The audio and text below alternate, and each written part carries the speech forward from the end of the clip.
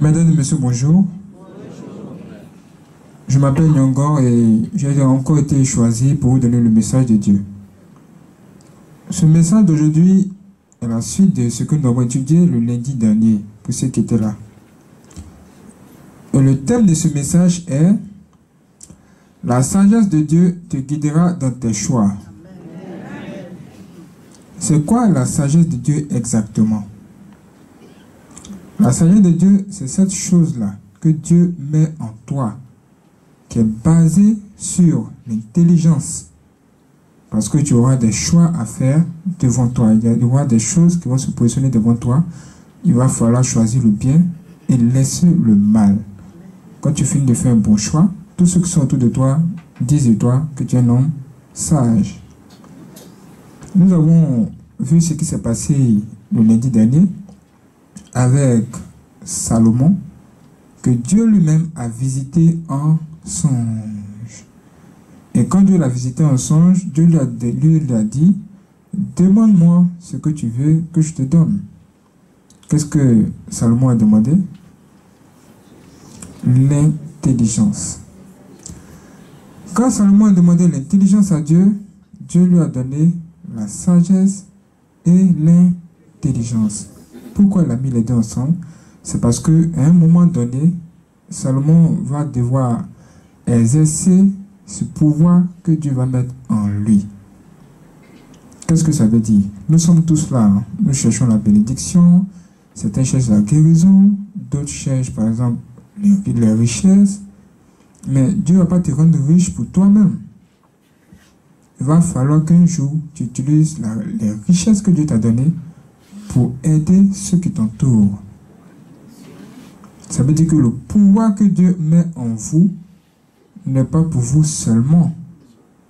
Et c'est ici nous allons comprendre ce qui va se passer, ou encore qu'est-ce qui va se passer après que Dieu lui-même ait mis sa sagesse ou encore son intelligence en Salomon. C'est pourquoi nous allons tout simplement aller dans 1 Roi 3, versets 23 à 28.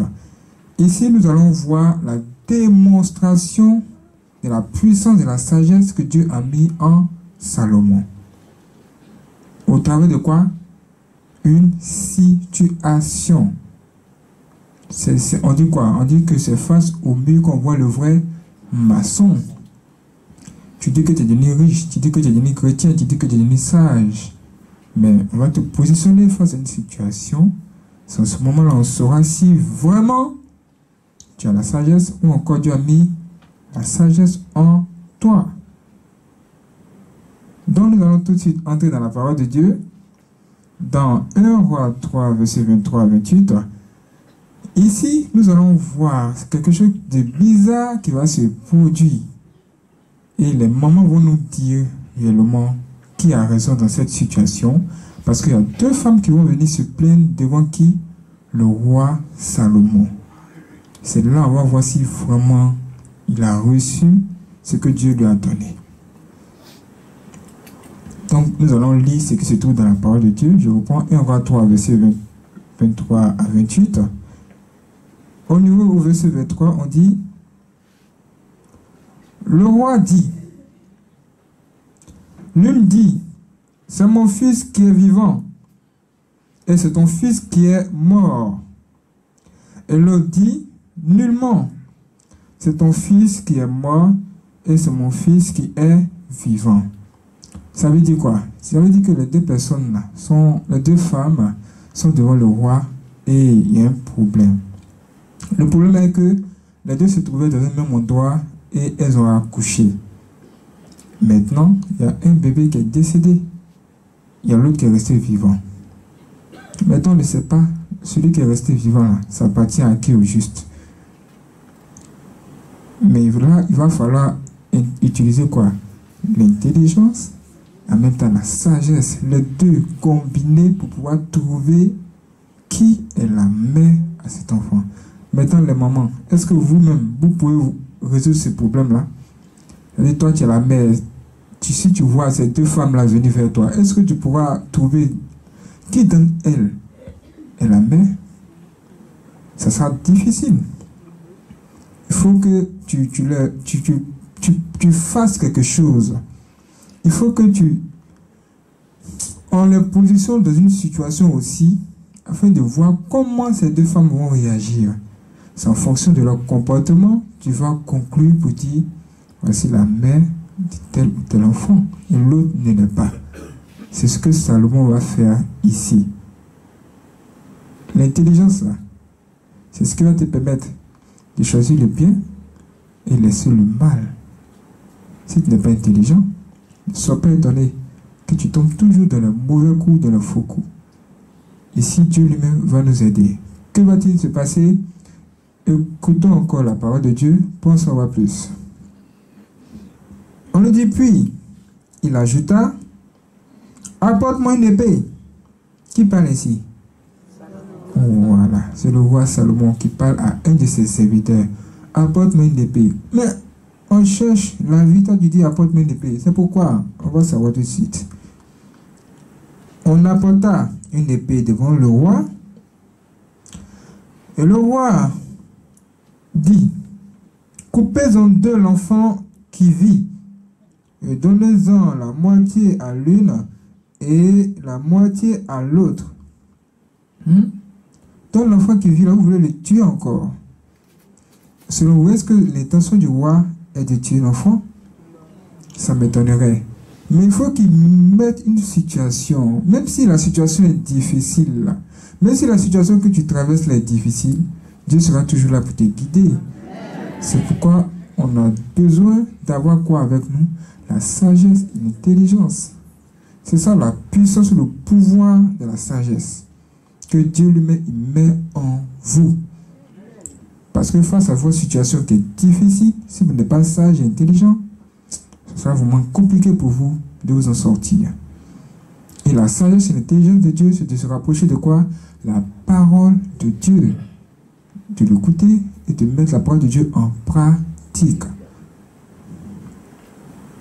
Alors la femme dont le fils était vivant sentit ses entrailles s'émouvoir pour son fils.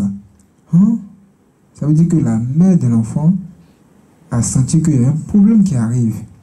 Il faut réagir immédiatement. Nous allons voir sa réaction. Et elle dit au roi, ah, mon Seigneur, donnez-lui l'enfant qui vit et ne le faites point mourir. Donc la mère de l'enfant a senti qu'il y a quelque chose qui va arriver. Il faut qu'elle prenne une décision.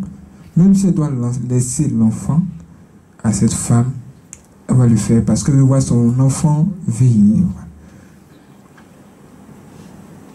C'est intéressant, hein? C'est intéressant. C'est ce qu'on appelle, comment on appelle ça? Un sacrifice. Un sacrifice. Ça veut dire que pour pouvoir avoir quelque chose avec Dieu là aussi, là, il faut faire des sacrifices. Hein? Tu es là, tu pries beaucoup. Tu te demandes, mais pourquoi Dieu n'agit pas en ta faveur? C'est parce que tu n'as pas décidé de faire quelque chose pour Dieu. Parce qu'il n'y a pas de bénéfice sans sacrifice. Que va-t-il se passer? On dit, mais l'autre dit, il ne sera ni à moi, ni à toi. Coupez-le. C'est qui ça là? Tu es né comment? Comment quelqu'un peut réfléchir comme ça? Selon vous, qui parle en elle? Le diable ou encore l'esprit du mal. C'est pourquoi on vous dit d'avoir la sagesse et l'intelligence. Tous les jours de ta vie, si tu n'as pas la sagesse et l'intelligence avec toi, c'est pas bon. Parce que chaque seconde qui passe, tu es amené à faire des choix. Chaque seconde, même tu vas sortir de là. Si tu sors tout de suite et puis tu n'as pas l'intelligence de savoir, mais de regarder où se trouve la sortie, tu risques de te retrouver en bas et mourir. Même quand tu veux traverser le goudron là, tu regardes où? À gauche et à droite. Pourquoi? C'est parce qu'il y a un mal qui est là. Il y a un danger qui guette les humains.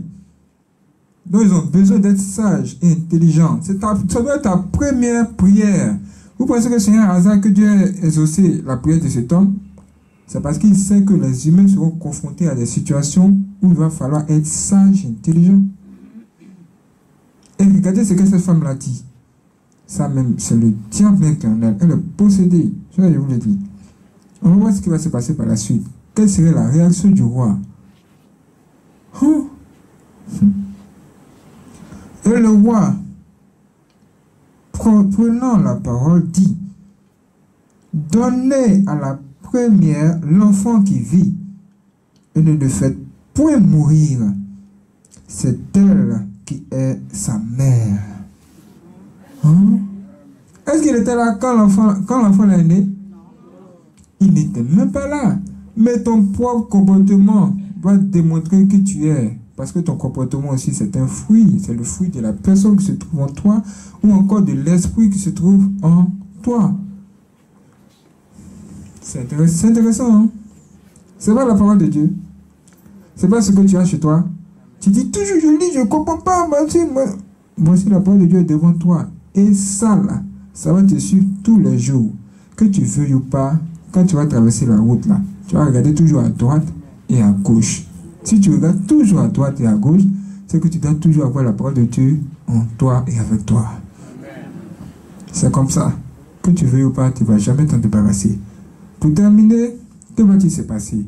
Vous savez que quand il y a une telle situation et qu'il y a une telle chose qui se produit, ça ne reste pas en famille. Les voisins vont entendre et vous allez voir ce qu'ils vont dire.